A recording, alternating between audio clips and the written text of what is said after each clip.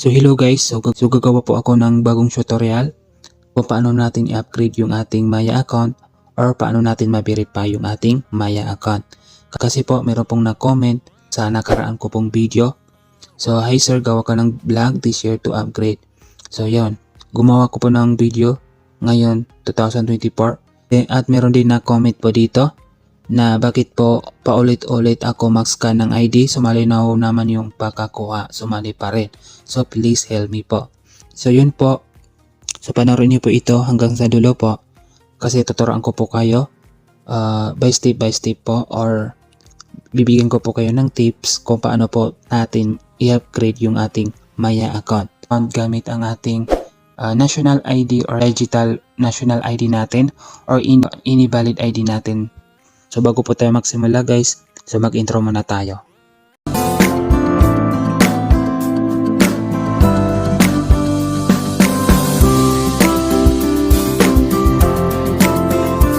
Hello guys, welcome back to my YouTube channel.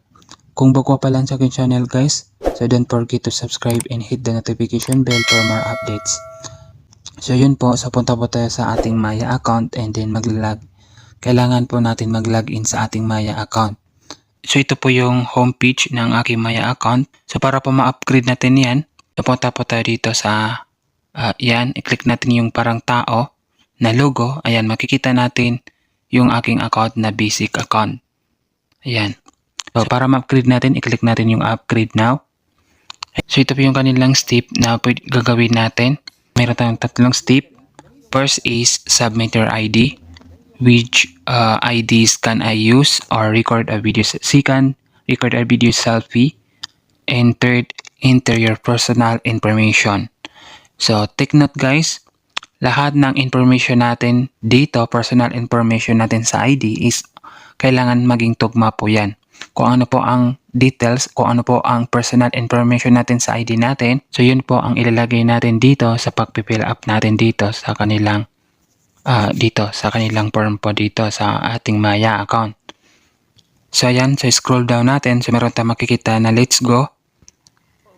So click natin yan, itap natin, and then dito sa submit ID, so meron silang sa ID, so meron silang primary ID. Sa mga primary ID, ito yung tatanggapin nila para tayo po ay makapag-upgrade ng ating Maya account. At sa secondary naman, so yun, PhilHealth ID, Teen ID, Voters ID, Police Clearance. Sa PhilHealth ID guys, kapag digital yung ating gagamitin, is kailangan naka-PVC or naka-laminate. Dapat mayroong barcode po yan. Ang aking gagamitin na ID, itong Philippine National ID, so yan ang i-click natin. So depende po sa inyo kung ano po yung ID na gagamitin nyo po.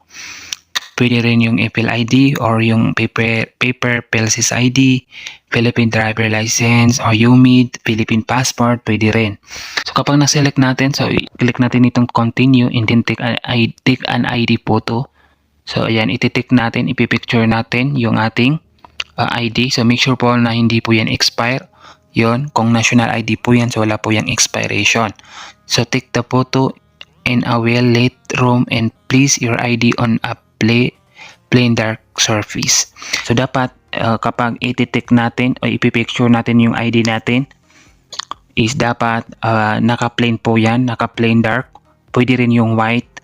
So yun ang magiging background natin kapag iti-tick natin, ipipicture natin yung ating ID. At make sure your ID is clear. Ayan, so dapat clear po yan, hindi blurred.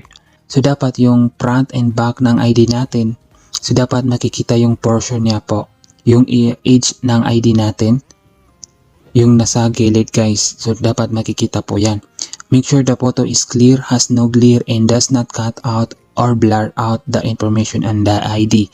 So kailangan hindi blur po yan, lalo na yung mga information natin. So dapat na rin match po yung ating match yung ating information doon sa application form natin. So kailangan kung anong nakalagay sa ID natin, yun ang ilalagay natin sa application form natin. Next naman ang gagawin natin kapag na-picture natin yung ID natin, magbi-video selfie po tayo. So click natin itong continue.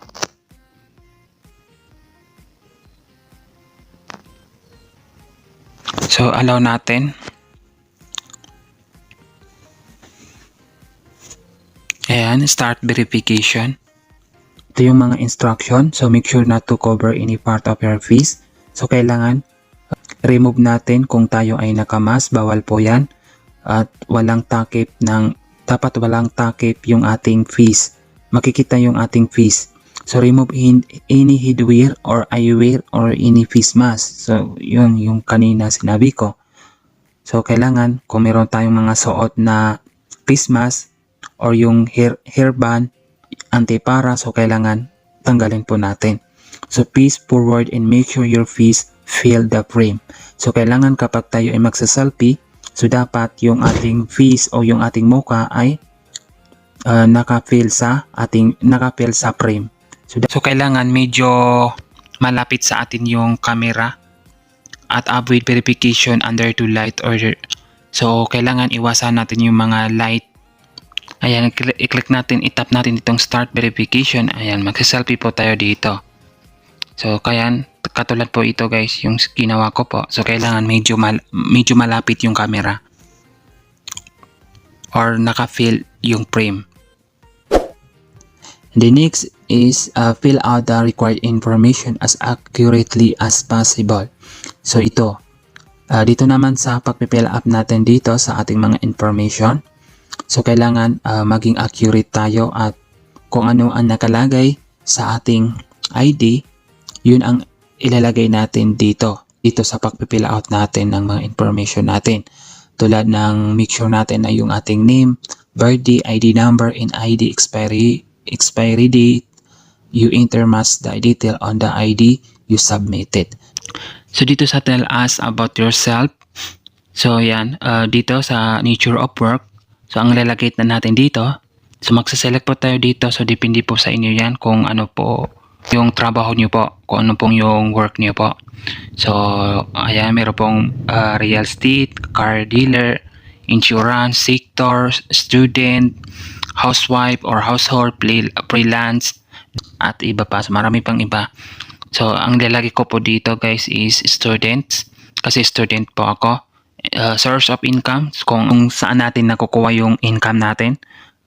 Kung allowance po ba yan or remittance or donation or inheritance, yung mga mana or government aid or interest on saving.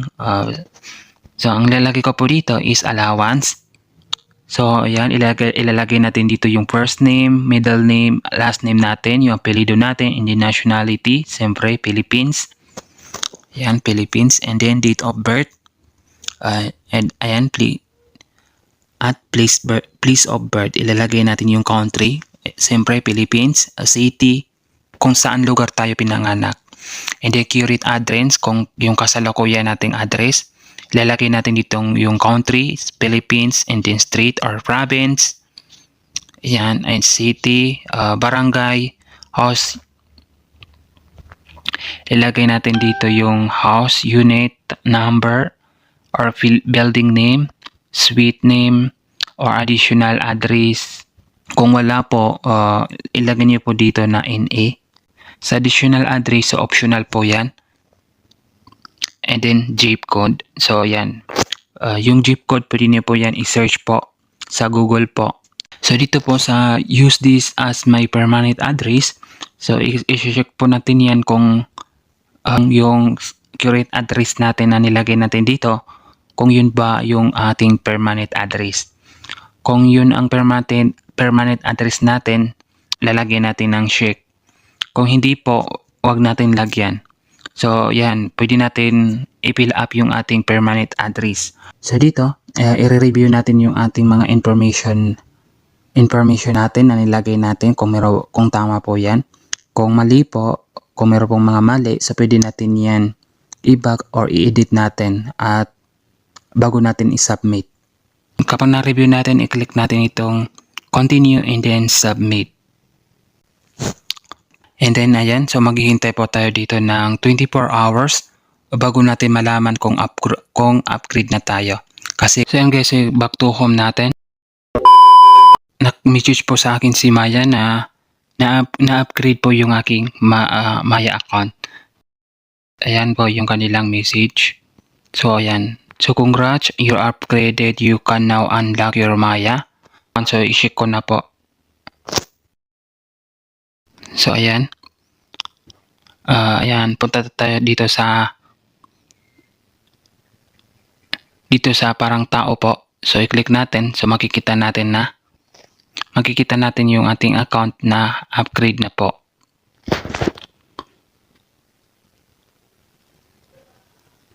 So ayan guys, so upgraded account. So kanina po is hindi po upgrade yung aking account. So kanina basic account po yung nakalagay. So ngayon is upgrade na po yung aking Maya account. So yung ganun po kadali na mag-upgrade ng Maya account. Kung bago ka pa lang sa akin channel guys, so don't forget to subscribe and hit the notification bell for more updates. So maraming salamat po sa panonood and God bless to all.